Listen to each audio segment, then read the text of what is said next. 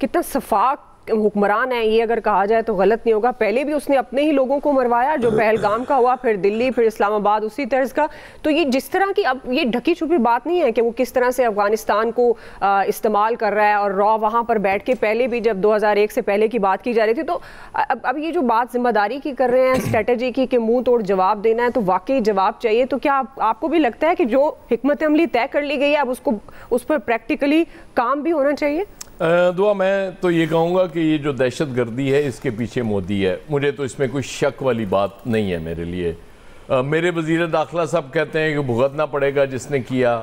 بھائی باقی تو چھوڑ دو نا, سارے ملک میں صوبائی سطح پہ بھی چیزیں. اسلام آباد, آپ کے اسلام آباد میں یہ ہو جاتا ہے اور آپ بس وہاں بھی جا کے کچہری پہ کھڑے ہو کے بیان دے دیتے ہیں. دس از ناٹ آن, یہ نہیں چلے گا بھائی. آپ چونکہ چیئرمین پی سی بی بھی ہیں اور آپ کو یہ احساس ہونا چاہیے کہ سری لنکن ٹیم آئی بھی ہے, انٹرنیشنل کانفرنس ہو رہی ہے, اس کے باوجود وہاں دھماکہ ہو جانا چاہیے.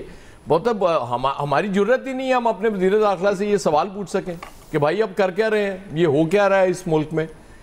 یہ میں حیران تھا کہ نریندر مودی, کیونکہ پہلا جو وہ ہوا اس پہ جو ایگزٹ پولز آئے ہیں اس کے بہار کے الیکشنز کا جو پہلا مرحلہ تھا, اس میں بری طرح ہارتی نظر آ رہی ہے بی جے پی.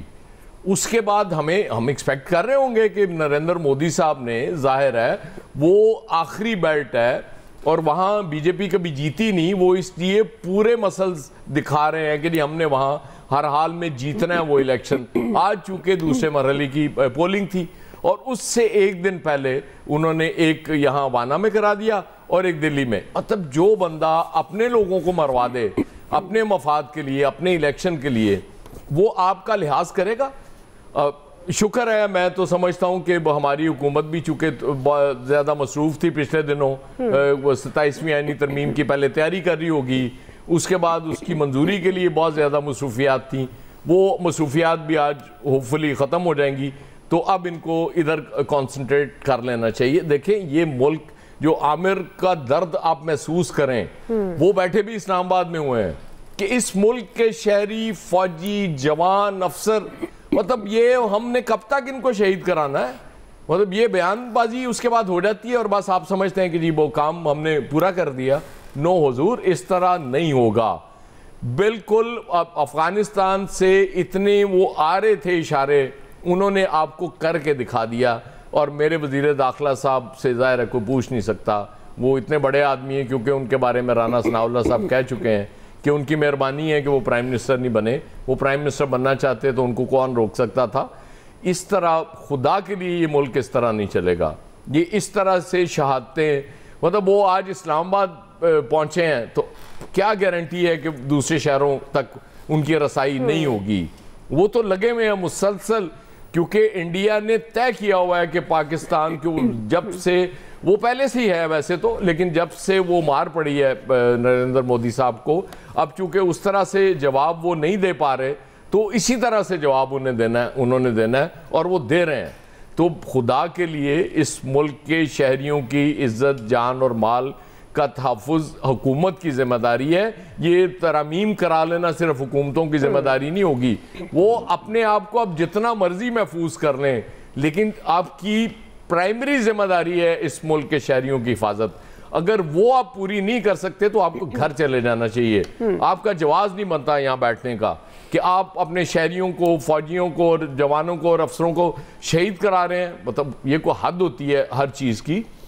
بالکل عامر کی بات 200% ٹھیک ہے کہ اب ان کے پیچھے جانا پڑے گا, ان پہ وہ اٹیک کرنے پڑیں گے. بہت آپ دیکھیں جو ہوا ہے وہ کیڈٹ کالج میں, اللہ کا بڑا کرم ہے جس طرح سے کتنے تحمل سے 2 دن لگا کے ان کو انہوں نے وہ مارا ان کو, دہشت گردوں کو. اور وہاں شکر ہے کوئی بچہ ہمارا اس کو نقصان نہیں پہنچا, سب کو باحفاظت. اس کے لیے پاک فوج بالکل کریڈٹ کی مستحق ہے, بہت بڑا کام کیا انہوں نے. لیکن وزیر داخلہ صاحب آپ بھی کچھ غور کریں خدا کے لیے، یہ بیان بازی سے آگے کی چیزیں ہیں، اس طرف توجہ دیں۔ بالکل جی، اور عوام کے سامنے حکومت اور حکومتی نمائندے ہی جواب دہ ہوتے ہیں۔ مزید اسی پر ہم بات کریں گے، خاص طور پر جو ابھی بحث ہو بھی رہی ہے کہ ہمارے جوان فرنٹ لائن پر موجود ہیں، لڑ رہے ہیں، شہید ہو رہے ہیں، سیکیورٹی فورسز کی ہم بات کر رہے ہیں خاص طور پر، اور جس طرح سے وہ بر وقت کارروائی کر کے ایک بڑے نقصان جایا جا رہا ہے، لیکن پولیٹیکلی ہمارے سیاستدانوں کی اور جو موجودہ اس عہدوں پر فائز ہیں ان کی کیا ذمہ داری بنتی ہے، اسی پر ہم بات کریں گے۔ ایک چھوٹی سی بریک لے رہے ہیں جی، بریک کے بعد واپس آتے ہیں، یہیں سے کنٹینیو کر رہے ہیں۔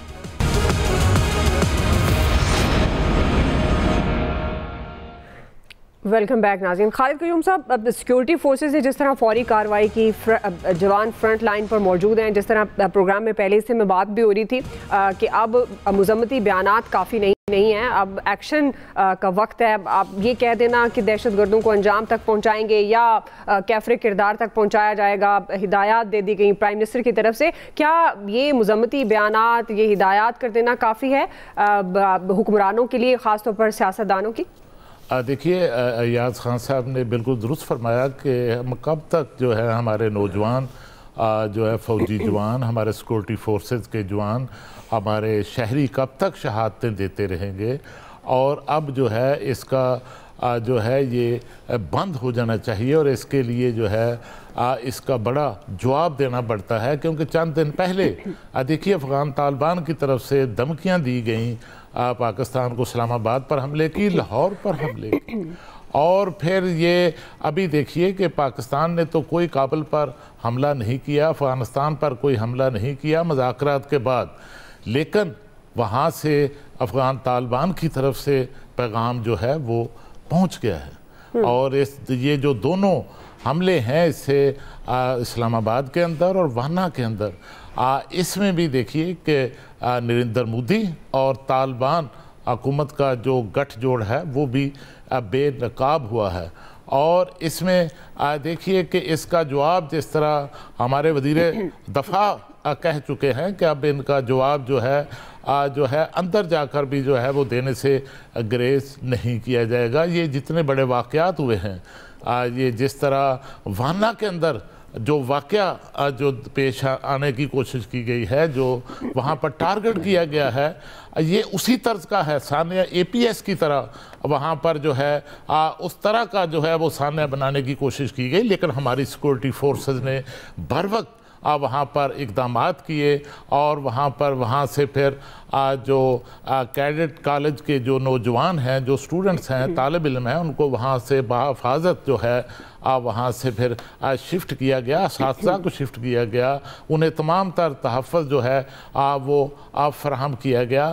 اور دیکھیے کہ اس وقت صورتحال یہ ہے کہ اسلام آباد کے اندر بڑے ایونٹس ہو رہے ہیں، بین الاقوامی جو سطح پر پاکستان کی پاک بھارت جنگ میں بھارت کی ذلت امیز شکست کے بعد جو پاکستان کی بین الاقوامی سطح پر پذیرائی ہو رہی ہے، وہ بھارت کو ہضم نہیں ہو رہی، اور جس طرح دیکھیے کہ پاکستان کے اندر یہاں پر پہلے جنوبی افریقہ کی ٹیم آئی، اس ٹیم کی واپسی کے بعد سری لنکا کی ٹیم آئی، اور وہاں پر جو بین الاقوامی پارلیمانی سفارتکاری جو ہے وہاں پر اسلام آباد میں جو سپیکرز کانفرنس ہو رہی ہے، وہ بہت بڑا جو ہے ایونٹ ہے۔ اور دیکھیے کہ یہ بات بھی درست ہے کہ اب حکومت نے 26ویں آئینی ترمیم بھی کر لی ہے، 27ویں آئینی ترمیم بھی کر لی ہے، اور بظاہر